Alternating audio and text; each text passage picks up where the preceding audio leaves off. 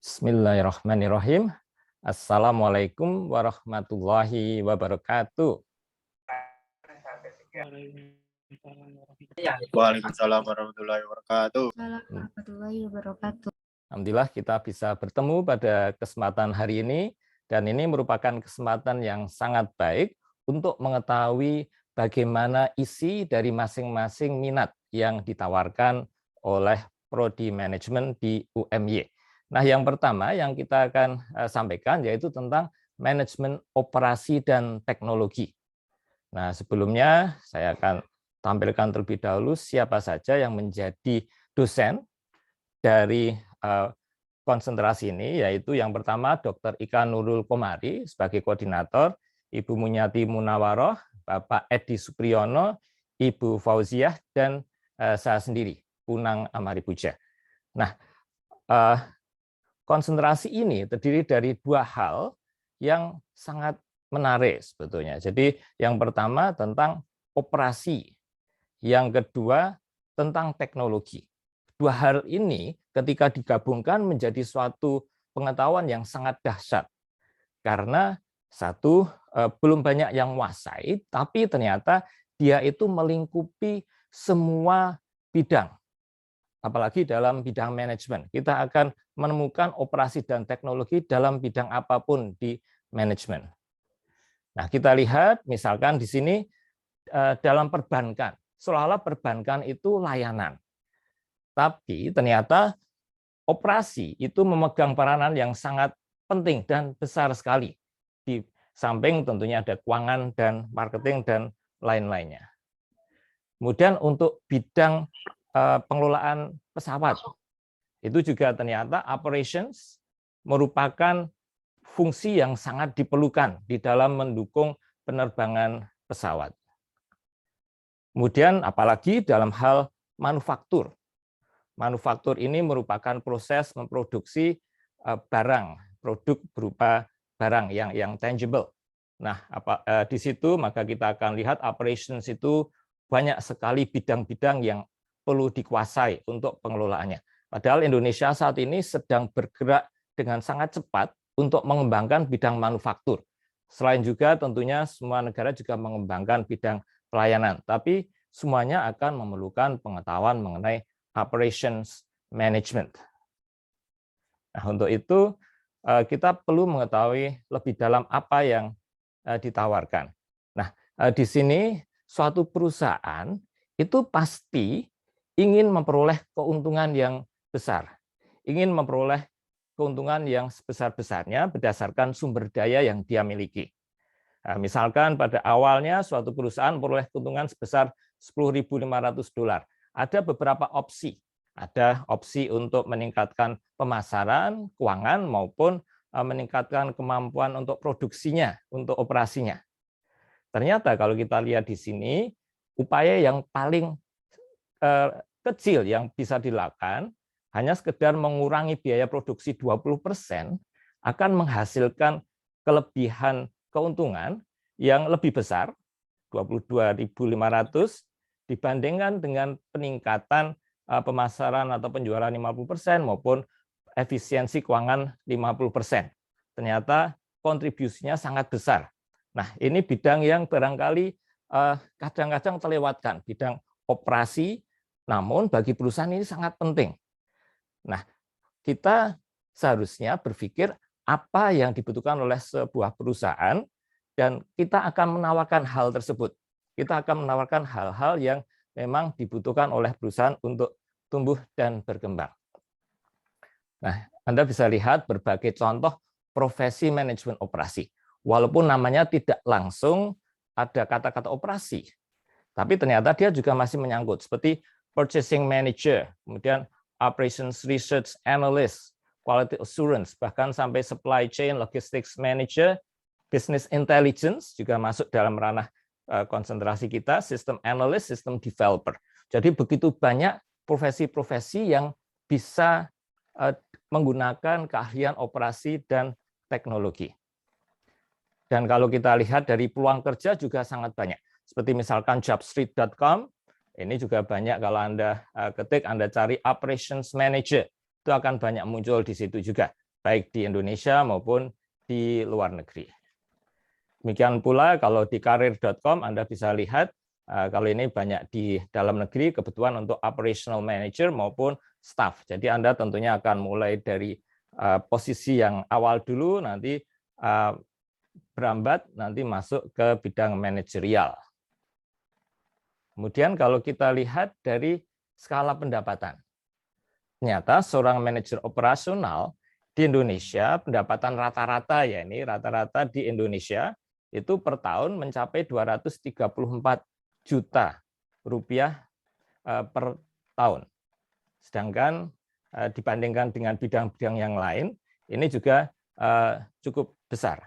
Apalagi tentunya kalau kita menjadi mahasiswa saat ini, jangan hanya beraspirasi menjadi profesional di dalam negeri, tapi kita mestinya beraspirasi untuk menjadi profesional di luar negeri juga. Jadi tidak ada salahnya kalau kita melongok gaji manajer operasi di luar negeri. Ternyata cukup besar, rata-rata 1,4 miliar rupiah per tahun, tapi minimal 945 sampai 2,2 miliar per tahun. Nah, ternyata kebutuhan karena dia langka.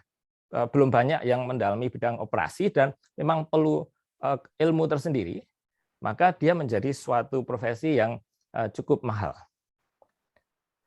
Sekarang bagian yang kedua, yaitu tentang teknologi, karena kita adalah manajemen operasi dan teknologi. Nah, di sini kita akan banyak melihat mengenai industri 4.0, baik mengenai misalkan tentang big data, tentang penggunaan teknologi, dan seterusnya. Kemudian kalau kita lihat dalam grafik ini, teknologi menjadi sangat penting. Karena kalau kita complacent, kalau kita tidak siap, maka bisa jadi dalam waktu dekat pekerjaan-pekerjaan yang ada di sini akan tergantikan oleh komputer, oleh artificial intelligence. Maka jangan sampai kita tergantikan, tapi justru harusnya kita yang menguasai teknologi ini, teknologi 4.0 ini, sehingga kita yang merancang, bukan kita yang tergantikan. Karena kita lihat telemarketer, kemudian auditor, salesperson, dan seterusnya, sampai commercial pilots pun, ekonomis, dan seterusnya, itu juga ada kemungkinan akan tergantikan. Dan kemungkinannya cukup besar ini, 99% berarti kalau yang paling atas ini. Nah, kemudian pada bagian selanjutnya Anda bisa melihat ternyata begitu banyak pekerjaan-pekerjaan di masa depan, kita harusnya melihat potensi pekerjaan di masa depan tidak hanya pada saat kita lulus, yang now ini, tapi juga potensi pekerjaan 25 tahun yang akan datang, atau 50 tahun yang akan datang. Dan ternyata banyak sekali pekerjaan-pekerjaan itu terkait dengan teknologi. Yang sederhana misalkan digital image consultant, kemudian semuanya itu akan mencakup teknologi, unsur teknologi di dalamnya. Nah, itu yang harus kita betul-betul sudah siap. Nah, untuk itu kita menawarkan berbagai mata kuliah yang bisa Anda ambil dalam konsentrasi manajemen operasi dan teknologi. Ada manajemen proyek, rantai pasokan, sistem intelijensi bisnis, manajemen industri digital, dan desain pengembangan aplikasi bisnis. Apa itu? Kita akan lihat. Nah, manajemen proyek merupakan suatu mata kuliah yang akan digunakan dimanapun. Ini bukan hanya, kalau saya contohkan di sini proyek konstruksi misalkan, bukan hanya itu. Tapi ketika kita menjadi I.O., itu juga membutuhkan kemampuan manajemen proyek. Ketika kita tentunya membuat rumah dan seterusnya, atau mengelola perusahaan, tentunya perlu punya kemampuan manajemen proyek. Nah, di sini Anda akan mulai diantarkan dari pengenalan, sampai penghitungan biaya, sampai penghitungan risiko, bahkan nanti juga akan berkembang ke manajemen proyek dalam konteks teknologi informasi. Dan nanti akan ada penggunaan software untuk mengelola suatu proyek. Nah, berikutnya, rantai pasokan. Nah, rantai pasokan akhir-akhir ini menjadi terkenal, sangat terkenal, karena ternyata saat pandemi, banyak mobil-mobil nggak bisa produksi, komputer tidak bisa produksi karena rantai pasokannya terganggu karena pandemi. Nah, ternyata baru terasa bahwa rantai pasokan itu suatu hal yang sangat penting dalam rantai produksi. Nah, di sini kita akan kita akan pelajari apa saja proses dalam manajemen rantai pasokan, dan juga tidak hanya rantai pasokan pada tataran global, tapi juga ada green supply chain management, ada juga rantai pasokan halal, dan itu merupakan isu-isu yang sangat menarik akhir-akhir ini. Kemudian sistem intelijen bisnis. Nah, kalau Anda dengar istilah intelijen, itu seperti mata-mata gitu, tapi memang betul. Jadi ini suatu sistem secara sistemik, bisa pakai komputer, bisa pakai sumber daya yang lain untuk memperoleh informasi mengenai pesaing maupun informasi dari dalam perusahaan. Nah, ini ada beberapa teknik yang bisa digunakan untuk intelijen bisnis. Ada juga praktek menggunakan Microsoft Excel misalkan, untuk walaupun dia sederhana, tapi ternyata dia punya kapasitas untuk dikembangkan menjadi aplikasi untuk Power BI, untuk sistem intelijen bisnis. Nah, tidak hanya berhenti di situ, kita juga ada mata kuliah minat manajemen industri digital.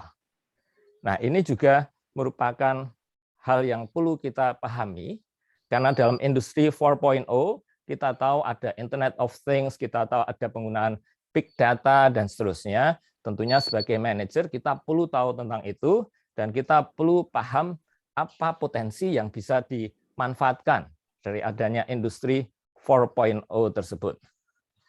Kemudian kita tidak hanya menjadi pengguna, tapi diharapkan kita juga menjadi pencipta.